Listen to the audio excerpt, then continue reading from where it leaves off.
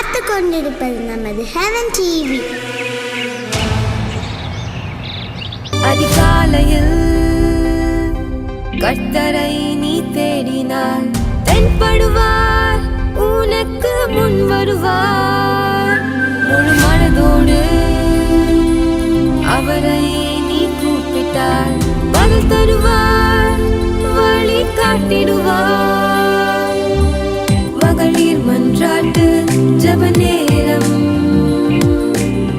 மன்றாடி ஜெபிக்க இது தருணம். மகளிர் மன்றாட்டு ஜெப நேரம், மன்றாடி ஜெபிக்க இது தருணம்.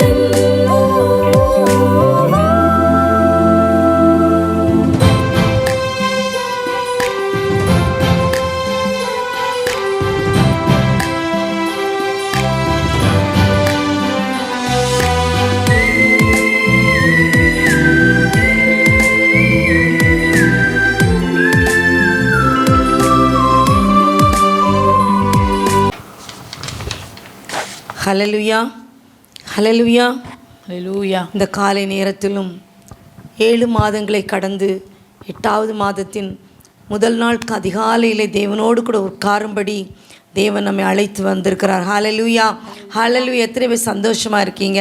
இன்றைக்கி MMJ மூலமாக தேவனை நாம் நோக்கி பார்க்கும்படியாய் கர்த்தர் கிருபை தந்திருக்கிறாரே. எத்தனை பேர் இந்த நேரத்தை காணலாம் என்றிருந்தவர்கள் இந்த நேரத்தை காண முடியல. ஆனால் நமக்கு இந்த நேரத்தை கொடுத்து அவரோடு கூட இருக்கும்படியாய் எம்பெருமான் இயேசு கிறிஸ்து எவ்வளவாய் நமக்கு தயை பாராட்டி இருக்கிறார். ஹல்லேலூயா. அதை உணர்ந்தவர்களாக நம் கண்களை மூடி ஒரு நிமிடம் இந்த அரை மணி நேரம் தேவன் நம்மோடு கூட பேசும்படியாய் வார்த்தைகள், ஆமீன், துதி, ஆராதனை நம்ம கடந்து வரும்படியாய் இன்றைக்கு எதை நினைத்து நீங்கள் காத்து கொண்டிருக்கிறீர்களோ அது ஒவ்வொரு மூலமாக கடந்து வரும்படியாய் தேவ சமுத்திரம் ஒப்பு கொடுப்போமா? இந்த முதல் நாள் 8வது மாதம் முதல் நாள் அந்த அதிகாலை நேரத்தில் கர்த்தர் நம்மோடு கூட பேசும்படியாய் கண்களை மூடி, என் தகப்பனே என்னோடு கூட பேசுங்கப்பா, என் தகப்பனே உம்மை நம்பி வந்திருக்கிற நான் கைவிடப்பட்டு போனதே இல்லைப்பா, என்னை யார் அவமதித்தாலும் நான் அவமதிக்கப்படுவதில்லை என்று சொல்லுவோமா? கர்த்தர் நம்மோடு கூட பேசுவார். கண்களை மூடுவோம். அன்பின் பரலோக தந்தையே, அப்போ அருமையான இந்த அதிகாலை நேரத்துக்காகவும் என் நன்றியோடு துதிக்கிறோம் சுவாமி. கடந்த 7 மாதங்கள் கண்ணின் மணி போல பாதுகாத்து எவ்வளோ கஷ்டங்கள், பாடுகள், நிந்தனைகள், அவமானங்கள், வேதனைகள் வந்தாலும் அனைத்திலும் எங்களோடு கூட இருந்து கரம் பிடித்து நடத்தி வந்ததற்காக உமக்கு நன்றி செலுத்துகிறோம். இப்பொழுதும் தகப்பனே அப்பா, இந்த அதிகாலை அரை மணி நேரம் தேவ சமூகத்தில் நாங்கள் எல்லாரும் ஒன்று கூடி உம்மை ஆராதித்து துதித்து உம்முடைய வார்த்தையை தியானிக்க இருக்கிறோம். எங்களோடு கூட பேசுங்க தகப்பனே, எங்களோடு கூட இடைபடுங்க தகப்பனே, எங்களை மறைத்து கொள்ளுங்க இசப்பா. MMJ என்று ஆண்டவரே நாங்கள் முன்னால் நிற்கிறோம், ஆனால் நாங்கள் அல்ல கர்த்தாவே, நீங்களே நின்று இந்த காரியத்தை எல்லாருக்கும் ஆண்டவரே அப்பா அது கிடைக்கும் வண்ணமாய் என் தகப்பன் எங்களை மறைத்து கொள்வீராக என்று செபிக்கிறோம். எங்களை தாழ்த்தி உம்முடைய கரத்தில் தருகிறோம். மீதியான நேரம் முழுதும் கர்த்தர் பொறுப்பெடுக்கும்படியாய் எங்களுக்காக மரித்து உயிர்த்த இயேசு கிறிஸ்துவின் மூலம் தாழ்மையாய் கேட்கிறோம் பரலோக தந்தையே. ஆமேன், ஆமேன். ஹல்லேலூயா, ஹல்லேலூயா. கர்த்தர் நல்லவராயிருந்து 7 மாதங்களை கடக்க பண்ணி 8வது மாதத்தின் முதல் நாளில் கொண்டு வந்திருக்கிறார். 7 மாதங்களும் கடந்து வந்த பாதைகள் ஒருவேளை கடினமாக இருந்திருக்கலாம். கிருபையாய் ஜீவனை தந்து தயை பாராட்டி ஒவ்வொரு நாளும் காலை இடறுதலுக்கும் கண்ணை கண்ணீருக்கும் ஆத்துமாவை மரணத்திற்கும் தப்புவித்து 8வது மாதத்தில் இந்த 2024வது வருடத்தின் 7 மாதத்தை நான் கடப்பேனா, நான் இந்த 1 மாதத்தை தாண்டிடுவேனா நினச்ச நாட்கள் உண்டு. நிறைய பேர் நம்மளில் தொடங்கின அநேகர் இன்னைக்கு இல்லை. இந்த 8வது மாதத்தின் முதல் நாளில் ஆண்டவரை ஆராதிக்க வந்திருக்கிறோம். இன்னைக்கு காலையில் கர்த்தர் உங்களோட ஸ்தோத்திரம் இன்னைக்கு உங்களை தைரியம் ஊட்டத்தக்கதாய், உங்களுக்கு ஒரு உள்ளான இருதயத்துக்குள்ளால ஒரு நிச்சயம் வரத்தக்கதாய் கர்த்தர் இன்னைக்கு ஆராதிக்க போகிறோம். ஹல்லேலூயா. ஆண்டவரை நான் 7 மாதம் நிறைய பார்த்துட்டேன் ஆண்டவரை, நிறைய நான் தோல்வியை சந்தித்துட்டேன் ஆண்டவரை, நிறைய நிறைய விரக்தியை பார்த்துட்டேனே அப்படி கூட நீங்க நினைக்கலாம். இந்த 8வது மாதத்துல ஹல்லேலூயா முற்பிதாக்களை நடத்தினார். விரக்தியின் மத்தியில, தோல்வியின் மத்தியில ஆண்டவர் அந்தந்த நேரத்துக்கு செய்ய வேண்டியதை வாக்குத்தத்தம் பண்ணினதை கொடுத்து நடத்தின கர்த்தர் உங்களுக்கு வார்த்தைகளை தந்து நடத்தி கொண்டிருக்கிறார். அந்தந்த நேரத்துல கலங்காதீங்க, செய்ய வேண்டியதை செய்து நடத்துகிற தேவன் நம்முடைய ஆண்டவராய் இருக்கிறார். ஹல்லேலூயா. இந்த வேளையில நம்ம துதித்து ஆராதிக்க போகிறோம். துதிப்போமா கொஞ்ச நேரம்? ஹல்லேலூயா. கர்த்தர் நல்லவர். ஆமென், ஆமென். நான் உனக்கு போதித்து நடக்கும் பாதையை நாள்தோறும் காட்டுவே, பயப்படாதே. நான் உனக்கு போதித்து நடக்கும் பாதையை நாள்தோறும் காட்டுவே, பயப்படாதே. உன்மேல் கண் வைத்து ஆலோசனை சொல்லுவேன். உன்மேல் கண் வைத்து ஆலோசனை சொல்லுவேன். அறிவுரை நான் கூறுவேன், உனக்கு அறிவுரை நான் கூறுவேன். நான் உனக்கு போதித்து நடக்கும் பாதையை நாள்தோறும் காட்டுவேன், பயப்படாதே. நான் உனக்கு போதித்து நடக்கும் பாதையை நாள்தோறும் காட்டுவேன், பயப்படாதே. ஒருவேளை பயத்தோட இந்த மாதம், புதிய மாதத்துக்குள்ள போறேன், பயத்தோட இருக்கீங்களா? ஹல்லேலூயா. கர்த்தர் சொல்லுகிறார், பயப்படாதே. இருதயத்துல கை வச்சு சொல்லுங்க, என் ஆத்துமாவே ஏன் எனக்குள்ள தியங்குகிறா? நீ ஏன் பயப்படுகிற? நீ நம்புகிறது என் கர்த்தரால் வரும். ஹல்லேலூயா. நம்புகிறது அவராலே வருகிற மாதம். ஹல்லேலூயா. உற்சாகமாய் பாடுவோமா? ஹல்லேலூயா. கர்த்தர் நல்லவர். ஈசாக்கு விதைத்து 100 மடங்கு அறுவடை செய்தார். ஈசாக்கு விதைத்து 100 மடங்கு அறுவடை செய்தான். உன்னையும் ஆசீர்வதிப்பேன், அதுபோல் உன்னையும் ஆசீர்வதிப்பேன். நான் உனக்கு போதித்து நடக்கும் பாதையை நாள்தோறும் காட்டுவேன், பயப்படாதே. நான் உனக்கு போதித்து நடக்கும் பாதையை நாள்தோறும் காட்டுவேன், பயப்படாதே. ஏசேக்கு சித்தனா இன்றோடு முடிந்தது மகனே. ஏசேக்கு சித்தனா இன்றோடு முடிந்தது மகளே. ரெகோபோ தொடங்கி விட்டது உனக்கு, ரெகோபோ தொடங்கி விட்டது. சொல்லுங்க, விசுவாச அறிக்கை பண்றீங்க. ஏன்னா எனக்கு இது நம்மளோட வாக்குவாதம் தான். இனி எனக்கு ரெகோபோத் ஹல்லேலூயா காட்டுவே, பயப்படாதே. நான் உனக்கு போதித்து நடக்கும் பாதையை நாள்தோறும் காட்டுவே, பயப்படாதே. தேசத்தில் பலுகும்படி உனக்கு இடம் உண்டாக்கினேன். தேசத்தில் பலுகும்படி உனக்கு இடம் உண்டாக்கினேன். ரெகோபோத் உனக்கு உண்டு, இது முதல் ரெகோபோத் உனக்கு உண்டு. நான் உனக்கு போதித்து நடக்கும் பாதையை நாள்தோறும் காட்டுவேன், பயப்படாதே. நான் உனக்கு போதித்து நடக்கும் பாதையை நாள்தோறும் காட்டுவேன், பயப்படாதே. ஹல்லேலூயா. ஆண்டவர் சொல்றாரு, நீ இவ்வளவு நாள் நீ பார்த்ததெல்லாம் வெற்றியா இருக்கலாம், நீ பார்த்ததெல்லாம் தோல்வியா இருக்கலாம். 8வது மாதத்தில் ஒரு நிச்சயத்தோடு தொடங்க வைக்கிறார் கர்த்தர். ஹல்லேலூயா. அநேகர் அறிந்து கொள்வார்கள், இது முதல் அறிக்கை செய்வார்கள்.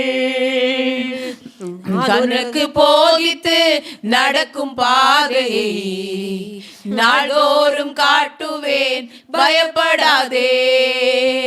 நான் உனக்கு போதித்து நடக்கும் பாதையை நாள்தோறும் காட்டுவேன், பயப்படாதே.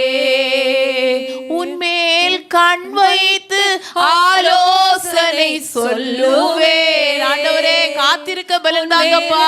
உங்க சமூகத்துல ஆலோசனை சொல்லுவேன், அறிவுரை நான் கூறுவேன். ஆண்டவரே உங்க சத்தம் கேட்கணும். அறிவுரை நான் கூறுவேன், நான் உனக்கு போதித்து நடக்கும் பாதையை நாள்தோறும் காட்டுவே, பயப்படாதே. நம்மளுடைய ஆண்டவருக்குடைய நாமத்துல ஒண்ணு, அவர் நமக்கு அறியாதத, நமக்கு எட்டாதத, கிரகிக்க முடியாதத செய்கிற தேவனாய் இருக்கிறார். ஹல்லேலூயா. நான் உனக்கு போதித்து நடக்கும் பாதையை நாள்தோறும் காட்டுவே, பயப்படாதே. கிரகிக்க முடியா காரியம் செய்வீர், சர்வஞானியே உம்மை ஆராதிப்பேன். கிரகிக்க முடியா காரியம் செய்வீர், சர்வஞானியே உம்மை ஆராதிப்பேன். வெறுங்கோலும் கையும் இரு பரிவாரமாம் உம்மாலன்றி இது யாரால் கூடும். வெறுங்கோலும் கையும் இரு பரிவாரமாம் உம்மாலன்றி இது யாரால் கூடும். ஆகாயத்து பட்சிகளை போஷிப்பீரென்றார், என்னையும் போஷிப்பது நிச்சயமே. காட்டு புஷ்பங்களை உடுத்துவது நீரே என்றார், என் தேவைகள் குறுகி நடத்துவது நிச்சயமே. கிரகிக்க முடியா காரியம் செய்வீர், சர்வஞானியே உம்மை ஆராதிப்பேன். கிரகிக்க முடியா காரியம் செய்வீர், சர்வஞானியே உம்மை ஆராதிப்பேன். ஒரு தடவை கூட ஆண்டவரே இதுக்கு இப்படியெல்லாம் காட்டு புஷ்பத்தை உடுத்து வைக்கிறீங்க, ஆண்டவரே ஆகாயத்து பட்சிக்கு ஆண்டவரே நீங்க பிழை போட்டுக்கிறீங்கப்பா. ஆண்டவரே ஏன் தேவை, ஏன் காரியம் உமக்கு எம்மாத்திரம். ஆண்டவரே ஆண்டவரே இது எம்மாத்திரம், உம்மால கூடாத காரியம் ஒன்று இல்லை. ஆண்டவரே இன்னையில இருந்து நான் ஒரு பொருத்தனை பண்றேன் ஏசப்பா. இந்த 8வது மாதம் அதிகமாய் உம்முடைய ஆலோசனை கேட்கிற மாதமாய், நீர் எனக்கு போதிக்கிற மாதமாய், ஆண்டவரே உங்க சத்தம் கேட்கிற மாதமாய், நான் உமக்காய் காத்திருந்து பலனடைகிற மாதமாய் காணப்பட ஆண்டவரே இந்த மாதத்தின் முடிவுல நான் எதை உங்க பாதத்துல வைத்தனோ அதுல சாட்சியா நிக்க என்னை ஒப்பு கொடுக்கிறேன் என்று சொல்லி ஏசப்பா. கிரகிக்க முடியா காரியம் செய்வீர், சர்வஞானியே உம்மை ஆராதிப்பேன். கிரகிக்க முடியா காரியம் செய்வீர், சர்வஞானியே உம்மை ஆராதிப்பேன். என் தேவன் எனக்காய் ஏதாயிலும் செய்திடுவார், என்றாகிலும் என்னை மறந்தது உண்டா. என் தேவன் எனக்காய் ஏதாகிலும் செய்திடுவார், என்றாகிலும் என்னை மறந்தது உண்டா. தேவன் எனக்காய் ஏதாகிலும் செய்திடுவார், என்றாகிலும் என்னை மறந்தது உண்டா. கிரகிக்க முடியா காரியம் செய்வீர், சர்வஞானியே உம்மை ஆராதிப்பேன். கிரகிக்க முடியா காரியம் செய்வீர், சர்வஞானியே உம்மை ஆராதிப்பேன். ஆமென் ஆமென். ஹல்லேலூயா ஹல்லேலூயா. ஹல்லேலூயா. இப்பொழுதும் ஆண்டுடைய வார்த்தையை கேட்க இருக்கிறோம். எனக்கு அருமையானவர்களே, 7 மாத காலம் கண்ணின் மணி போல கர்த்தர் பாதுகாத்தார். இந்த மாதத்தையும் தேவன் நம்மை பாதுகாப்பார் என்ற நிச்சயத்தோடு கூட இந்த நாளில் நாம் கடந்து போகிறோம். நாம் இன்று தியானிப்பதற்கு எடுத்துக்கொண்ட வேத வசனம் யாத்ராகமம் 4ஆம் அதிகாரம் 12வது வசனம். அது இப்படியாக சொல்கிறது, ஆதலால் நீ போ, நான் உன் வாயோடே இருந்து நீ பேச வேண்டியதை உனக்கு போதிப்பேன் என்றார். ஹல்லேலூயா, ஹல்லேலூயா. இன்னைக்கு அநேகர் நம்மள அப்படி தான், ஐயோ எனக்கு பேச தெரியாது, நான் பேசுனா மற்றவங்களை தப்பாக நினைக்கிறாங்க, என்னை பேச விட மாட்டேங்கிறாங்க, நான் பேசும்போது எனக்கு ஐயோ அது குளறுது, அப்படிலாம் நிறைய பேர் சொல்லுவாங்க. நானும் அதை தான் சொல்லியிருக்கேன். ஆனால் இந்த மோசேயை தேவன் தெரிந்து கொண்டார். எனக்கு அருமையான தேவஜனமே, நம்மை தேவன் தெரிந்து கொண்டால் அவருக்கு திக்குவாயும் ஒன்றும் இல்லை, பேச தெரியாட்டாலும் ஒன்றும் இல்லை. ஏன் தெரியுமா? நம்முடைய வாயோடு இருந்து நமக்கு போதித்து நமக்கு ஆலோசனை தந்து நடத்துகிறவர் அவர். ஹல்லேலூயா, ஹல்லேலூயா. நம்ம எதை குறித்து மேன்மை பாராட்டுவோம் சொல்லுங்க? அவர் நமக்கு வாயோடு இல்லைன்னா நம்ம எதுவும் பேச முடியாது, எல்லாம் தப்பாயிடும். ஆனால் அவர் எந்த வார்த்தை பேசினாலும், ஏன்னா வேதம் சொல்கிறது, நாவில் சொல் பிரவாவதற்கு முன்பே அவர் அறிந்திருக்கிறார். ஹல்லேலூயா, ஹல்லேலூயா. நம்ம பேசுறதுக்கு முன்னாடி நம்ம நாவை அவர் கையில் ஒப்பு கொடுக்கணும். ஏன் தெரியுமா? நாவுக்கு மரணமும் ஜீவனும் நாவில் தான் இருக்கான். அதான் ஆண்டவர் சொல்கிறார், போ நீ அநேக அதிகாரங்களை செய்யணும், பார்வோனுக்கு முன்னால் நீ நிற்கணும். அப்போ நீ பேச வேண்டிய நிறைய காரியங்கள் உண்டு. நீ சொல்லாத, சாக்கு சொல்லாத. நீ சாக்கு சொல்லி நீ இருந்தேன்னா நீ என்ன செய்ய முடியாது, நிற்க முடியாது. ஏன்னா அவரால் தெரிந்து கொள்ளப்பட்டவன் தான் மோசே. ஹல்லேலூயா, ஹல்லேலூயா. எனக்கு அருமையான தேவஜனமே, வாக்குத்தத்தம் பண்ணவர் உண்மை உள்ளவர். நம்மை வாக்குத்தத்தம் பண்ணி நம்மை தெரிந்து கொண்டார் என்றால் அதை அப்படியே நிறைவேற்ற அவர் வல்லவராயிருக்கிறார். எனக்கு அருமையானவர்களே, அந்த மோசேயை கர்த்தர் பயன்படுத்த சித்தம் கொண்டார். இன்னைக்கு உங்களையும் என்னையும் அவர் பயன்படுத்த சித்தம் கொண்டிருக்கிறார். ஹல்லேலூயா. ஒருவேளை உங்கள் வாழ்க்கையில் ஏதோ கவலைகள், கஷ்டங்கள், பாடுகள், தோல்விகள், அவமானங்கள், நிந்தைகள் நிறைந்தனவாக இருக்கின்றவா, கவலைப்படாதுங்க. எது வந்தாலும் அதன் மத்தியில் உங்களை அவர் பயன்படுத்துவார். ஹல்லேலூயா, ஹல்லேலூயா, ஹல்லேலூயா. முதலாவதாக அவனுக்கு தரிசனமானார். இன்னைக்கு எத்தனை பேர் ஆண்டவர் உங்களை தரிசிச்சிருக்காரு நீங்கள் சொல்ல முடியும்? இன்றைக்கும் காலையில் அவரோடு கூட தான் உட்கார்ந்துருக்கீங்க. ஹல்லேலூயா. ஒவ்வொரு நாளும் உங்களை அவர் தரிசிக்கிறார். அவனுக்கு தரிசனமானார். அது எங்கே சொல்லப்பட்டிருக்கு என்றால், யாத்திராகமம் 3ஆம் அதிகாரம் 2வது வசனம் இப்படியாக சொல்கிறது, அங்கே கர்த்தருடைய தூதனானவர் ஒரு முட்செடியின் நடுவிலிருந்து உண்டான அக்கினி ஜுவாலையில் நின்று அவனுக்கு தரிசனமானார். ஏன் அவரால் தெரிந்தெடுக்கப்பட்ட பிள்ளைகளை எப்படி அவர் பக்கம் கொண்டு வரணும்னு அவருக்கு தெரியும். அவன் ஒரே மட்டும் நடந்து வர்றான், அவர் அங்கே அந்த முட்செடியில் நின்று அவருக்கு தரிசனமாகிறார். இவன் பார்க்குறான், ஐயோ நான் கிட்ட போய் பார்க்குறேன் அப்படின்னு சொல்லிட்டு போகிறான். ஏன்னா அவர் பக்கம் எப்படி இழுக்கணும்னு நம்ம தெரியும். நம்ம அநேக நேரம் நினைப்போம், நான் ஏன் இங்கே வந்தேன், எதுக்கு நான் இப்படி வந்தேன் அப்படிலாம் நம்ம கேட்போம்ல.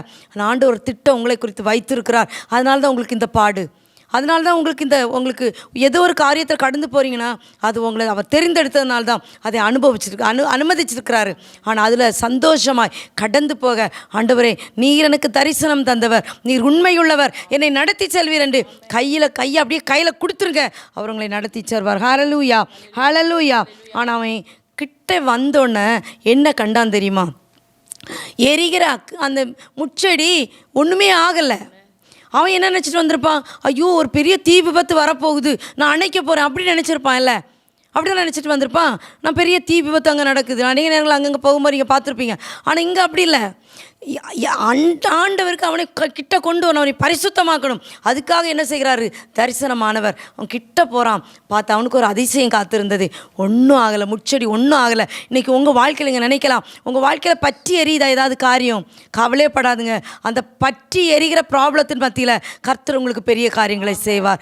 அந்த பற்றி எரிகிற அந்த முச்செடியில் அல்ல, பற்றி எரிகிற உங்கள் ப்ராப்ளத்தின் நடுவில் உங்களுக்கு பெரிய காரியத்தை சென்று உங்களை யாரெல்லாம் அவமதிச்சாங்களோ, யாரெல்லாம் உங்களை குறை சொன்னாங்களோ, யாரெல்லாம் நீ நல்லவன் இல்லை கெட்டவன் சொன்னாங்களோ, அல்ல நீ ஒன்றுக்கும் உதவாதன்னு சொன்னாங்களோ, அவங்க மத்தியில் நீங்கள் எழும்பி நிற்கிறத பார்க்க செய்வார். ஹல்லேலூயா, ஹல்லேலூயா, ஹல்லேலூயா. ஏன்னா தரிசனம் தந்தவர் வாக்கு மாறாதவர். தாயின் கருவில் நீ உருவாகும் முன்னே உன்னை குறித்து ஒரு தரிசனம் அவர் வைத்திருக்கிறார். ஹல்லேலூயா. நம்ம அவர்கிட்ட வரணும்னா எப்படி கொண்டு வரணும்னு மட்டும் அவருக்கு தெரியும்.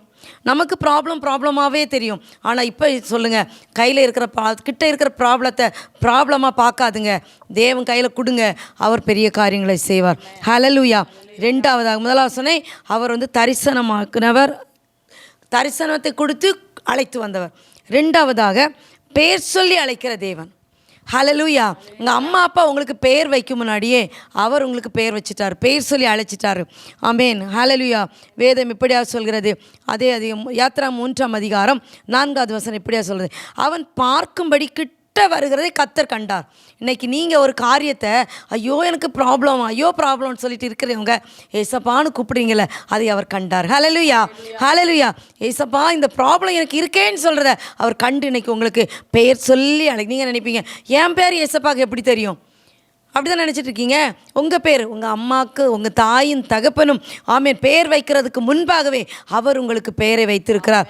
பாருங்கள், முச்செடியின் நடுவில் இருந்து தேவன் அவனை நோக்கி, அப்போ அந்த முச்செடியில் இருந்தது யார்? இயேசு தேவன். இன்னைக்கு உங்கள் ப்ராப்ளத்துக்கு நடுவில் இருக்கிறது யார்? தேவன். ஹல்லேலூயா. நீங்கள் நினைக்கிறீங்க உங்கள் ப்ராப்ளம் தான் இருக்குன்னு, ஆனால் ஒன்று தெரியணும் உங்களுக்கு, உங்கள் ப்ராப்ளத்துக்கு நடுவில் இருக்கிறது யார் தெரியுமா? ஏசப்பா. ஹல்லேலூயா, ஹல்லேலூயா.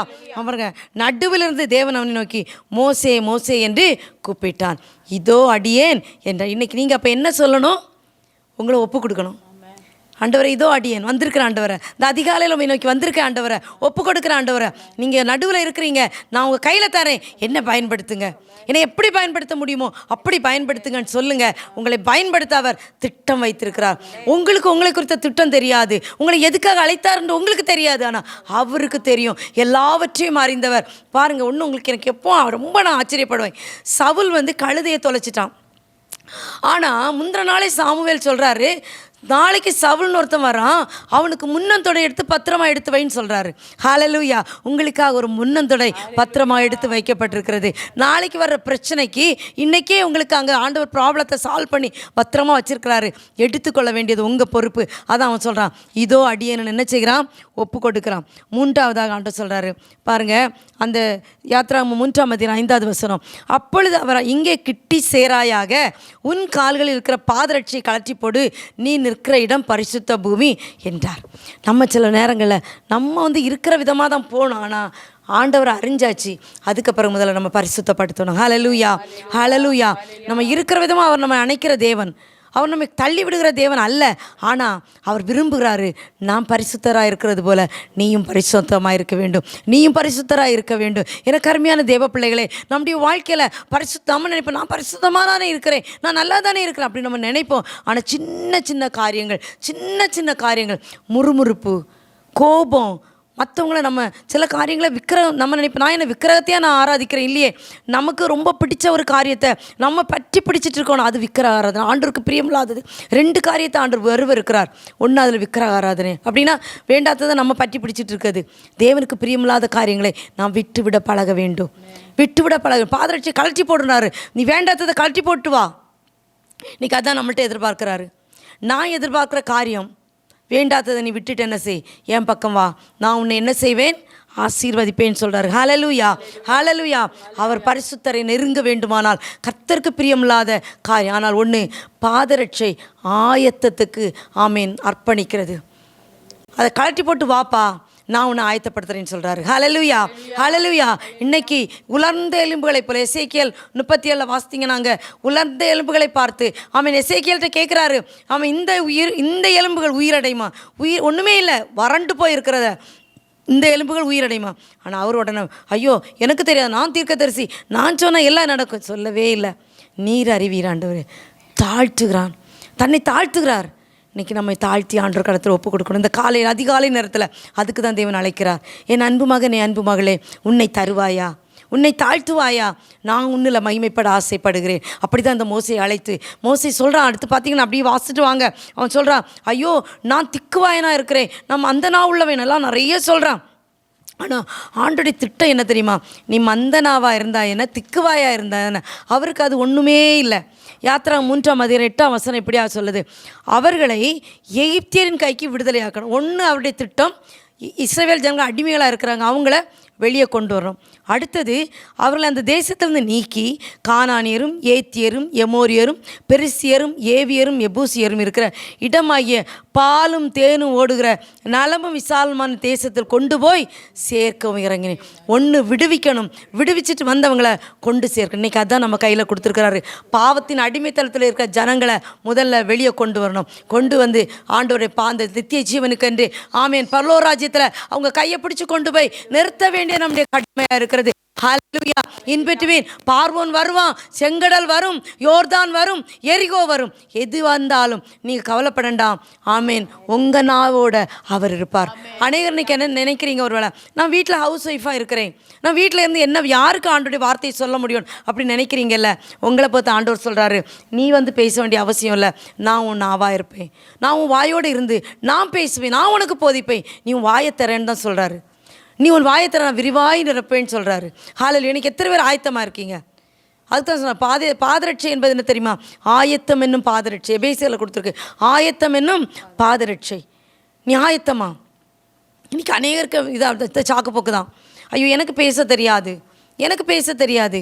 இவன் அதை தான் சொன்னான். ஆண்டோடைய திட்டம் என்ன தெரியுமா? ஜனங்களை விடுவித்து சேர்க்க வேண்டிய இடத்துல கொண்டு போய் சேர்க்கிறதான ஈஸி இல்லை. அங்கே 7 விதமான ஜாதிகளை ஆமேன் என்ன செய்யணும்? மாற்றணும். அந்த இடத்துலேருந்து இன்றைக்கி மாற்றுறதுனா ஈஸி இல்லை. அநேகர் வந்து வேதனையோடு கூட வருவாங்க, வியாதியோடு கூட உங்கள்கிட்ட வருவாங்க. ஆமீன். பயங்கர ஒரு டிப்ரெஷனோட வருவாங்க. இன்றைக்கி இந்த உலகத்தின் எல்லா ஆசாபாசங்கள்லையும் விழுந்து சிக்கி தவித்து வருவாங்க. பட் அவங்களெல்லாம் ஆமீன் விடுவித்து ஆமீன் கடைசி வரை அவரை கொண்டு சேர்ப்பதற்காக தேவன் உங்களை அழைக்கிறார். ஹல்லேலூயா, ஹல்லேலூயா, ஹல்லேலூயா. எனக்கு அருமையான தேவஜனமே, ஒரு வார்த்தையை உங்களுக்கு நான் திருப்பி அதை காட்டுறேன் பாருங்கள். ஆண்டவர் யாத்திரா 3ஆம் அதிகாரம் 21 அவர் சொல்கிறாரு, அப்பொழுது இந்த ஜனங்களுக்கு எகிப்தியரின் கண்களில் தயவு கிடைக்க பண்ணுவேன், நீங்கள் போகும்போது வெறுமையாய் போவதில்லை.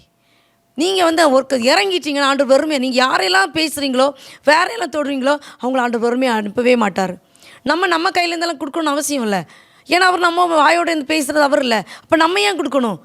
அவர் தான் சர்வலோக அதிபதி.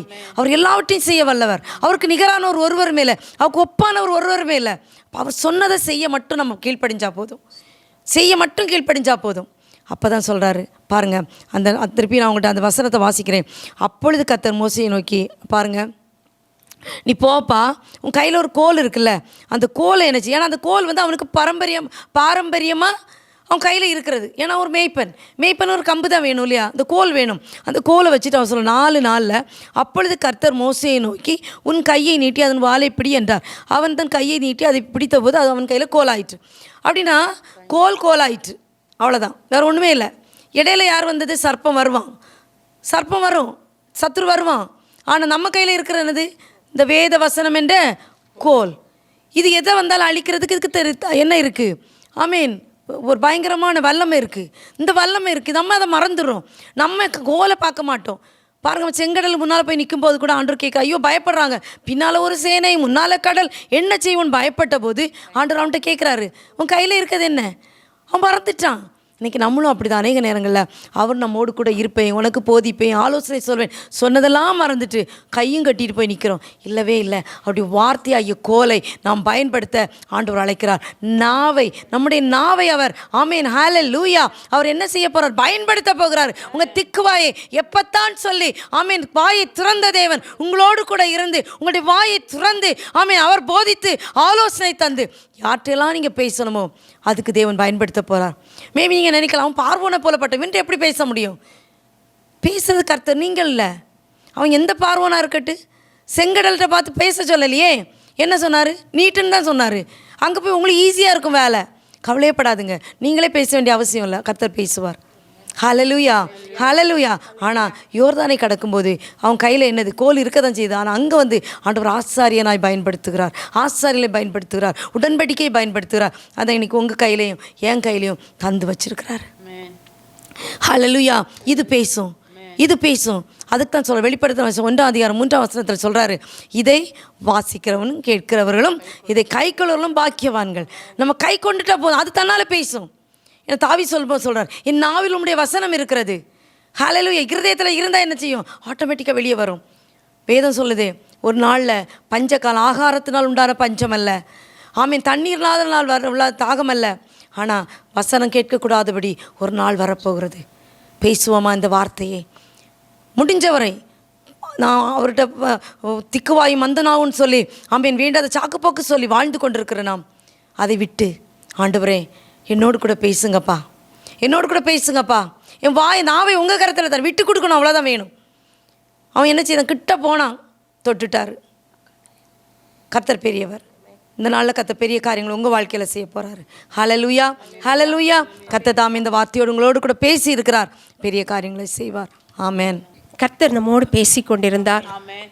அவர் நம் வாயோடு வாயாய் இருந்து பேசுகிறவர். இருதயத்தின் நிறைவினால் வாய் பேசும். ஆமென். நம்முடைய இருதயத்தில் வசனம் இருக்குமானால் நம்முடைய வாயின்று அது வெளிப்படும். அது அநேக ஆத்துமாக்களை கர்த்தருக்கு நேராய் நடத்தி செல்லும். ஆமென். ஸ்தோத்திரம். இப்போதும் நாம் செபிப்போம். முதலாவதாக இந்த நாளில் பிறந்த நாளை கொண்டாடுகிற உங்கள் உறவினர்களையும் தேவ சமூகத்தில் ஒப்பு கொடுத்து ஜெபிக்கலாம். யார் யார் பிறந்த நாளை காண்கிறீர்களோ அவர்கள் முடிந்தால் முழங்கால் படியிடவோ எழுந்திருக்கவோ செய்யலாம். நாம் யாவரும் சேர்ந்து ஜெபிப்போம். பரலோக பிதாவே, எங்கள் நல்ல இயேசுவே, இந்த நல்ல நாளுக்காக உமக்கு நன்றி செலுத்துகிறோம்ப்பா. இந்த ஆகஸ்ட் 1ஆம் தேதியில் பிறந்த நாளை கொண்டாடுகிற ஒவ்வொரு தேவ பிள்ளைகளுக்காக உமக்கு நன்றி செலுத்துகிறோம் ஆண்டவரே. உம்மால் சிருஷ்டிக்கப்பட்டு தாயின் கருவிலே நீர் பெயர் சொல்லி அழைத்த தெய்வம் ஆண்டவரே. இவர்களை ஆசீர்வதிக்கவே ஆசீர்வதிப்பீராக. இவர்கள் வாயோடு வாயாயிருந்து நீர் இவர்களோடு பேசும்படியாய் உம்முடைய வசனத்தினால் இவர்களை இந்த புதிய வயதில் நிரப்பும்படியாய் ஜெபிக்கிறோம் அப்பா. தேவனே உமக்கு ஸ்தோத்திரம். இவர்களோடு கூட நீர் இருந்து செய்ய போகிற காரியம் பயங்கரமாய் இருப்பதாக. இந்த வருடம் சகல நன்மையினாலும் சகல கிருபை வரங்களினால் இவர்களை நிரப்புங்க ஆண்டவரே. இவர்களுக்கு என்னது தேவை என்று பரமபிதா அறிந்து அந்தந்த நாட்களில் ஒவ்வொரு நாளும் ஆண்டவரே அவர்களை நீர் வழிநடத்த வேண்டுமாறு ஜெபிக்கிறோம். உங்க கரத்தை வலக்கரத்தை நீட்டி பிடித்து கொள்ளுங்கப்பா. உங்க நித்திய ஆசீர்வாதம் இவர்கள் சிரசின் மேல் இருந்து இவர்களை ஆளுகை செய்யும்படியாய் ஜெபிக்கிறோம். நாங்கள் ஹெவன் டிவி ஊழியத்தின் மூலமாய் இவர்களை வாழ்த்தி ஆசீர்வதிக்கிறோம் அப்பா. சகல ஆசீர்வாதங்களாலும் நிரப்புங்க அப்பா. இந்த நாளிலும் திருமண நாளை நினைவு கூறுகிற பிள்ளைகளுக்காகவும் நாங்கள் உங்கள் சமூகத்தில் வருகிறோம் அப்பா. குடும்பங்களை ஆசீர்வதியும். குடும்பங்களை ஏற்படுத்தின என் தேவன், அதில் நீர் மகிமைப்படுவீராக அப்பா. இந்த புதிய வருஷத்தில் குடும்பத்தில் புதிய ஆசீர்வாதங்கள், புதிய நன்மைகள், புதிய பொருளாதாரத்தில் ஆவிக்குரிய வாழ்க்கையிலும் உயர்வை காணும்படியாய் கர்த்தர் அனுகூலம் பண்ணுங்க ஆண்டவரே. அவர்களுக்கு, அவர்கள் பிள்ளைகளுக்கோ அவர்கள் குடும்பத்துக்கோ நீர் பல புதிய காரியங்களை செய்வீராக, பெரிய காரியங்களை செய்வீராக. இந்த வருடம் இவர்களுக்கு ஆசீர்வாதமாய் இருக்கட்டும் அப்பா. தேவன் கொடுத்திருக்கிற நன்மைகளை சுதந்திரிக்கிற ஆண்டா இதை மாற்றுங்க தேவன். ஒவ்வொருவரையும் நீரே கரத்தில் பிடித்து நடத்துங்க. தாழ்த்தி உங்க கரங்களில் தருகிறோம். நீர் ஆசீர்வதியும் இயேசுவின் நாமத்தில் பிதாவே. ஆமேன், ஆமேன். பிறந்த நாளை காண்கிற உங்கள் யாவரையும் இயேசு கிறிஸ்துவின் நாமத்தில் மகளிர் மன்றாட்டு ஜெபம் வாயிலாக வாழ்த்தி ஆசீர்வதிக்கிறோம். Happy birthday to all. அப்படியே வெட்டிங் டே செலிப்ரேட் பண்ணுற எல்லா குடும்பத்தையும் வாழ்த்துகிறோம். உங்கள் யாவரையும் இயேசு கிறிஸ்துவின் நாமத்தில் ஆசீர்வதிக்கிறோம். Happy wedding anniversary. அப்படியே நாம் தலைகளை தாழ்த்தி இந்த ஹெவன் டிவி ஊழியத்துக்காகவும் அதை சார்ந்து நிற்கிற நேபாள் ஊழியம், ஃபீட் நேஷன் ஊழியங்கள், இன்னும் பலவிதமான புதிய ஊழியங்கள் இதில் உண்டு. எல்லாவற்றையும் கர்த்தர் தாங்கும்படியாய் நடத்தும்படியாய் நாம் எல்லாரும் சேர்ந்து செபிக்கலாமா? ஹல்லேலூயா, ஹல்லேலூயா. ஹெவன் டிவி ஊழியத்துக்காக துதிக்கிறோம். கர்த்தரால் அருளப்பட்ட இந்த மகா உன்னத பணிக்காக உமக்கு நன்றி செலுத்துகிறோம் அப்பா.